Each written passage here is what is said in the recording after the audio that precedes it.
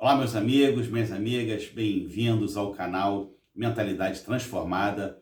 Eu sou Alexandre Martins e hoje eu quero falar sobre um tema natalino. Na verdade, eu vou fazer uma série de 3 vídeos abordando algumas questões que envolvem o Natal, algumas tradições que envolvem o Natal, comparando as tradições, o que a gente costuma fazer, com aquilo que está escrito na Bíblia. E hoje, no primeiro vídeo, eu quero falar sobre os 3 reis magos. Ou seriam os 3 magos? Ou apenas os magos? Vamos esclarecer isso aqui. Na Bíblia, nós encontramos essa história no livro de Mateus, capítulo 2. A história é muito conhecida, Jesus nasceu e ele recebe então a visita de alguns magos que lhe trazem presentes. E no imaginário popular ficou-se entendido que seriam 3 reis magos, inclusive com nome, seria Belchior, Gaspar e Baltazar. Você já ouviu essa história com certeza, não já? Comenta aí se você já conhecia essa história. Bom, mas o que está escrito na Bíblia, na fonte? O que a fonte relata essa história? No livro de Mateus, capítulo 2, fala o seguinte: depois que Jesus nasceu em Belém da Judéia, nos dias do rei Herodes, magos vindos do Oriente chegaram a Jerusalém e perguntaram: onde está o recém-nascido rei dos judeus?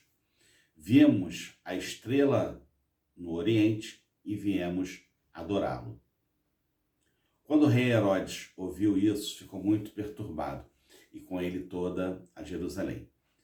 Tendo reunido todos os chefes dos sacerdotes do povo e dos mestres da lei, perguntou-lhes onde deveria nascer o Cristo. E eles responderam: em Belém da Judéia, pois assim escreveu o profeta. Mas tu, Belém, da terra de Judá, de forma alguma és a menor entre as principais cidades de Judá, pois de ti virá o líder que, como pastor, conduzirá Israel, o meu povo. Então Herodes chamou os magos secretamente e informou-se com eles a respeito do tempo exato em que a estrela tinha aparecido. Enviou-os a Belém e disse: vão, informem-se com exatidão sobre o menino. Logo que o encontrarem, avise-me para que eu também vá adorá-lo. Depois de ouvirem o rei, eles seguiram seu caminho, e a estrela que tinham visto no Oriente foi adiante deles, até que finalmente parou sobre um lugar onde estava o menino. Quando tornaram a ver a estrela, encheram-se de júbilo. Ao entrarem na casa, viram um menino com Maria, sua mãe, e prostrando-se, o adoraram. Então abriram os seus tesouros e lhe deram presentes: ouro, incenso e mirra. Olha que interessante. Ouro, incenso e mirra. Bom, por quê?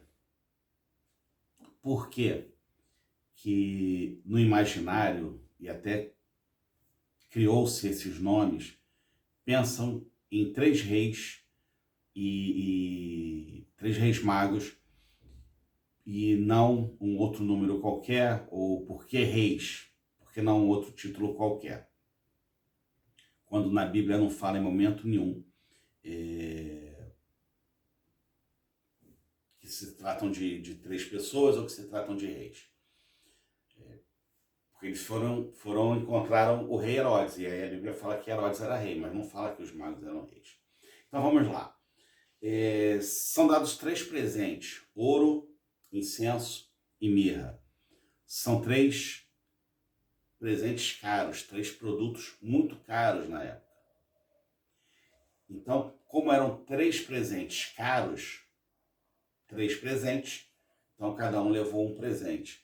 E por serem caros, então seriam um rei, seriam reis, né? Que estariam dando esses presentes. Mas não existe nenhuma fundamentação bíblica que diga que eles eram 3, nem que eles eram reis. E na verdade não existe fundamentação bíblica nem que diga outra coisa, nem que são, nem que não são.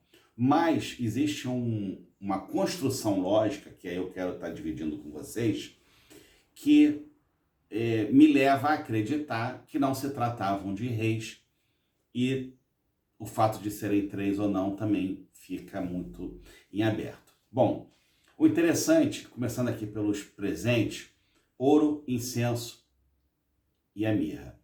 O ouro simboliza, assim, poder, riqueza, grandeza, majestade. Então, quando eles dão ouro, né, eles falam que vão para adorar o rei. Quando eles dão ouro, eles estão reconhecendo a realeza de Jesus, né? E essa realeza não se deve ao fato de Jesus vir a ser um rei especificamente que vai sentar num trono terrestre, mas sim uma realeza, uma majestade, um reinado divino, né? O reino de Deus.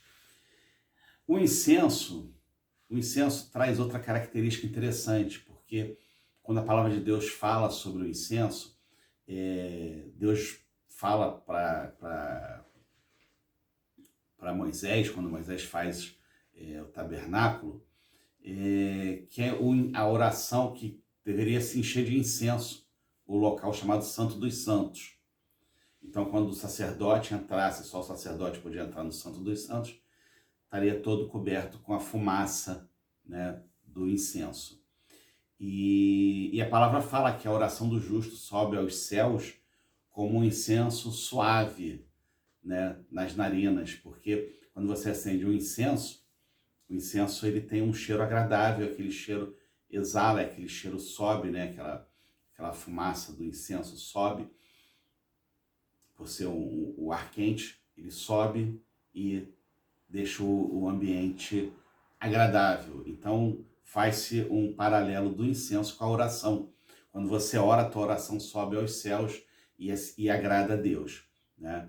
Então, está falando aqui da majestade de Jesus, que Jesus seria realmente o rei, né? Dessa questão divina de Jesus, que quando Jesus seria que faria a religação do homem com Deus, depois do pecado original. Então Jesus traria exatamente essa essência de recolocar o homem na condição de filho de Deus, com a sua morte. E por último, a mirra, que a mirra era utilizada exatamente para perfumar os corpos dos mortos. Então uma pessoa morria, você perfumava o corpo dela com mirra, porque fazia-se um velório de 3 dias, para o corpo não começar a apodrecer e começar a feder, então usava-se a mirra para isso. Então esse último presente, e exatamente nesta ordem, né, esse último presente falaria então sobre essa morte e ressurreição de Cristo. Então tem esses simbolismos.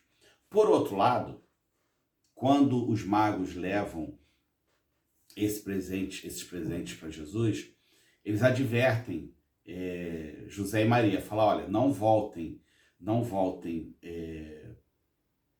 para Israel, porque Herodes quer matar Jesus. Herodes veio aqui com papo mole, conversou com a gente, pedindo indicação, disse que ia vir também adorar, mas é tudo mentira, ele quer matar Jesus, então não voltem para lá. Então o que eles fizeram? Eles foram para o Egito. Só que naquela altura, o povo hebreu, o povo judeu, né, os israelitas, não eram bem vistos nem bem-vindos no Egito, por conta de todo o episódio que houve das pragas do Egito, da retirada do povo escravo do Egito. Então, eles provavelmente não teriam uma vida fácil no Egito. Provavelmente José não conseguiria emprego no Egito. Mas tendo ouro, incenso e mirra, que eram produtos caros, ele poderia vender e conseguir sobreviver todo o período que passasse no Egito. Então, existe também essa ideia da finalidade também, de uma segunda finalidade desses presentes, né? Bom, isso aqui é na nova versão internacional, que fala que depois que Jesus nasceu, magos vindos do Oriente chegaram a Jerusalém. E aí tem uma outra versão, que é a versão do Rei Jones, que fala assim, ora, tendo Jesus nascido em Belém da Judéia, nos dias do rei Herodes, eis que alguns homens sábios vieram do Oriente a Jerusalém. Aqui já não usa a expressão magos, usa sábios. E por último, na versão dos dias de hoje, né, dos dias atuais, fala assim: Jesus nasceu na cidade de Belém, na região da Judéia, quando Herodes era rei da terra de Israel. Nesse tempo, alguns homens que estudavam as estrelas vieram do Oriente e chegaram a Jerusalém. Então nós temos uma tradução dizendo mago, outra dizendo homens que estudavam as estrelas, e outras dizendo que eram homens sábios. Qual versão é a correta? E aí já é questão até para um outro vídeo, né? Não existe versão, não existe tradução correta, porque a gente não tem o original da Bíblia. A gente tem partes da Bíblia que foram escritas e cada um faz uma tradução diferente. Mas não existe uma tradução, não existe um original e a gente possa fazer essa tradução original. Nós temos fragmentos dos livros, né? Então, nós temos que fazer uma interpretação entendendo que fala-se de magos, fala-se de homens sábios, fala-se de homens que estudavam as estrelas. E não existe nenhuma incoerência nisso. Quero mostrar aqui para vocês. Bom, fala de homens sábios que vieram do Oriente. O tempo todo fala que vieram do Oriente. E o interessante é que naquela região, Babilônia ficava ao oriente de Israel. Babilônia, onde Daniel foi feito escravo. E por que eu estou dizendo isso? Porque Daniel, ele faz uma profecia dizendo exatamente sobre a volta de Jesus. Daniel, ele diz exatamente em dias, né, nas semanas, 7 semanas, ele faz a previsão exata de quando Jesus viria. E por que Daniel entra na história? O que Daniel tem a ver com os magos? Tudo. Se você pegar o livro de Daniel, capítulo 2, lá no versículo 1, fala o seguinte: no segundo ano de seu reinado, Nabucodonosor teve sonhos. Sua mente ficou tão perturbada que ele não conseguia dormir. Por isso, o rei convocou magos, encantadores, feiticeiros e astrólogos para que lhes disserem o que havia sonhado. Quando eles vieram e se apresentaram ao rei, ele disse: tive um sonho que me perturba e quero saber o que significa. Então, os astrólogos responderam em aramaico ao rei: ó rei, vive para sempre. Conta o sonho aos teus servos e nós o interpretaremos. O rei respondeu aos astrólogos: essa é a minha decisão. Se vocês não me disserem qual foi o meu sonho e não interpretarem, farei que vocês sejam cortados em pedaços e que as suas casas se tornem montes de entulhos. Então, olha a situação. O rei tem um sonho. E aí ele chama os feiticeiros, os magos, os encantadores e os astrólogos, que são quem? São os sábios da época. Então, a gente coloca aqui a ideia de que os magos que visitam Jesus não eram pessoas que faziam feitiço, eram pessoas consideradas sábias da época. Tá? Poderiam até eventualmente ter ali algum que fosse feiticeiro, poderia eventualmente não ter, mas a ideia de mago eram pessoas que estudavam fenômenos da natureza. Eram astrólogos, eram encantadores, eram feiticeiros. Por quê? Porque eles dominavam parte da ciência que naquela altura provavelmente era considerado magia, porque o conhecimento de muitos não entendia que o que eles faziam muitas das vezes podia ser questões de ciência, questões de química, enfim. E aí o rei fala assim: olha, eu tive um sonho, se vocês não interpretarem meu sonho, eu vou matar vocês. E aí Daniel se levanta e fala assim: olha, fala para o rei que ele não precisa matar ninguém não. Eu vou interpretar o sonho dele. Eu vou dizer o que ele sonhou, porque o rei não contou nem o que sonhou. Então você tinha que dizer o que o rei sonhou e interpretar o sonho. Então Daniel faz isso. Daniel fala assim: olha, poupa a vida dos magos. Eu vou interpretar o sonho. Não precisa matar ninguém. Então, imagino eu que a partir daí, esses homens que eram sábios, se eles eram sábios, o que eles imaginaram? Poxa, esse Daniel realmente tem café no bule. Daniel realmente é um homem que foi preparado por Deus para esse tempo. Daniel realmente tem sabedoria. Daniel é uma pessoa que vale a pena a gente ouvir. Então, se eles eram sábios, sábio faz o quê? Sábio está sempre procurando outro sábio para poder aprender mais. Então, eu entendo que esses sábios, esses magos, esses homens estudiosos, viram que Daniel tinha muito conhecimento e se debruçaram sobre os ensinamentos de Daniel. E Daniel faz a previsão exata de quando Jesus iria nascer. E lá no livro de Números também tem uma previsão dizendo que apareceria uma estrela no céu quando o Messias nascesse. Então, se eles eram astrólogos, estudavam os astros, se eles eram sábios, se eles tiveram a vida poupada por Daniel, juntando essas peças todas, eu acredito que eles, baseado nos ensinamentos de Daniel, foram atrás daquele que Daniel havia dito que nasceria. Né? Se Daniel está anunciando que vai vir alguém que é o Messias, e Daniel já era bom, imagina o Messias que Daniel tá indicando. É melhor ainda, né? Então, por isso, eu acredito que eles foram render homenagem a Jesus, reconhecer Jesus como o Messias, reconhecer Jesus como um rei, reconhecer Jesus como o Messias que havia uma profecia sobre ele.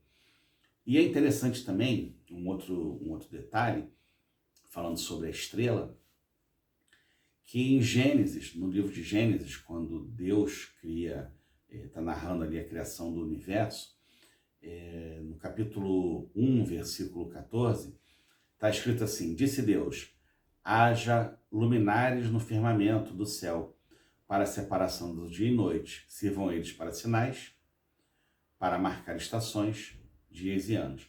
Então veja que Deus aqui está falando que as estrelas, os corpos celestes serviriam para sinais.